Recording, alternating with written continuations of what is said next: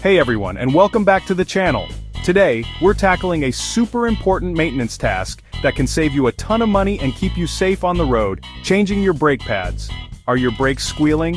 Do you feel a pulsation when you stop, or does your car just not stop like it used to? These are all signs it might be time for new pads.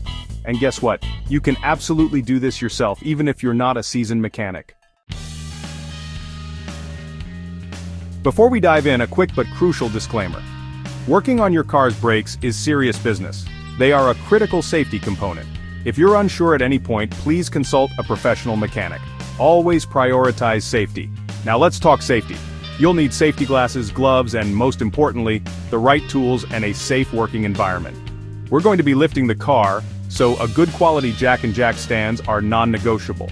After you remove the tire, place it flat under the frame of the vehicle as an extra safety measure.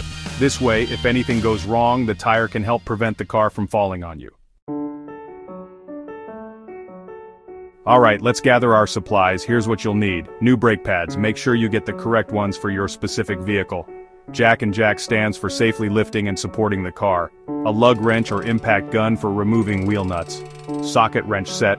You'll likely need a 12mm, 14mm, or 15mm socket for the caliper bolts, but check your car's manual. A C-clamp or brake caliper compression tool, which is essential for pushing the caliper piston back in. Brake cleaner to clean the rotor and caliper. Brake lube or anti-seize for caliper pins and contact points. A wire brush to clean the caliper bracket. A flathead screwdriver or pry bar for removing old pads. Torque wrench, crucial for tightening lug nuts and caliper bolts to specification. And of course, gloves and safety glasses, as mentioned, always. Shop rags or paper towels.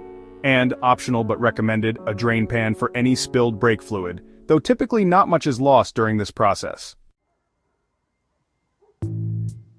First things first, park your car on a level, firm surface. Engage the parking brake fully. Now, for the wheels we're working on, we want to slightly loosen the lug nuts while the car is still on the ground. This prevents the wheel from spinning once it's in the air.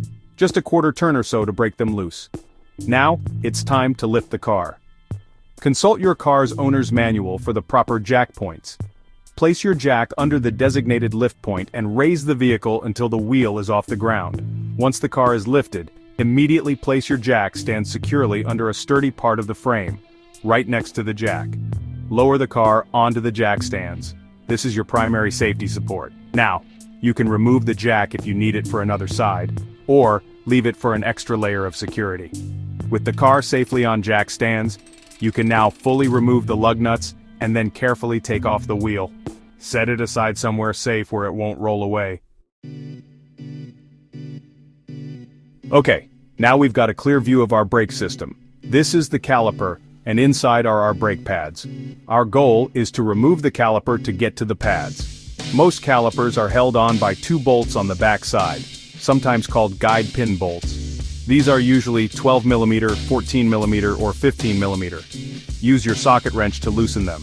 They can be pretty tight, so you might need a breaker bar.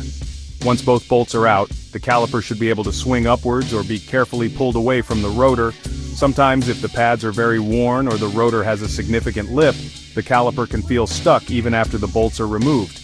If it's stubborn, you can carefully place a C-clamp on the outside of the caliper and slowly apply a little pressure to the piston, pushing it back just enough to release the tension. Just a little bit to help it slide off the rotor. Do not let it hang by the brake line. That can damage the line. Use a wire, bungee cord, or a zip tie to support the caliper from the suspension component, like a spring, to take the tension off the brake line. Now that the caliper is out of the way, we can see the old brake pads. They just slide out of the caliper bracket. Sometimes they're a little stuck. You might need a flathead screwdriver or pry bar to gently pry them out. Notice how worn these old pads are compared to the new ones. See how thin this friction material is? That's why we're changing them. Before we can put the new, thicker pads in, we need to push this caliper piston back into the caliper housing. This is where your C-clamp or brake caliper compression tool comes in. Place an old brake pad or a small piece of metal over the piston to protect it.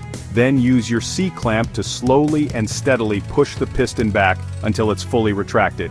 If you have a two-piston caliper, you might need a specialized tool that presses both pistons simultaneously. As you compress the piston, you might notice the brake fluid reservoir level rise slightly. This is normal. just make sure it doesn't overflow.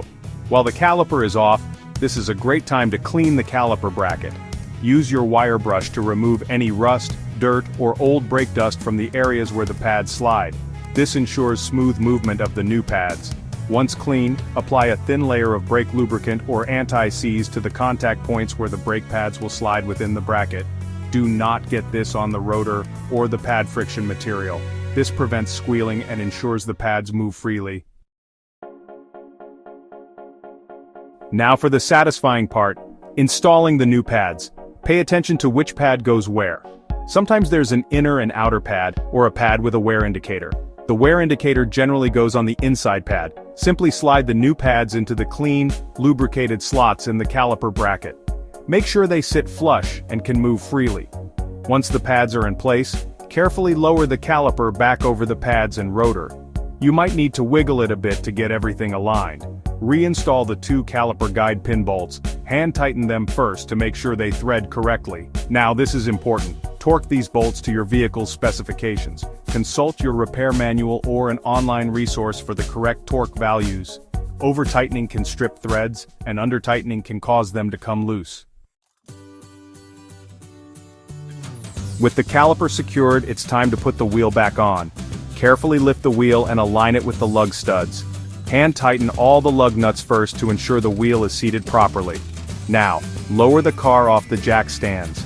You can keep the jack under the car for a moment if you prefer.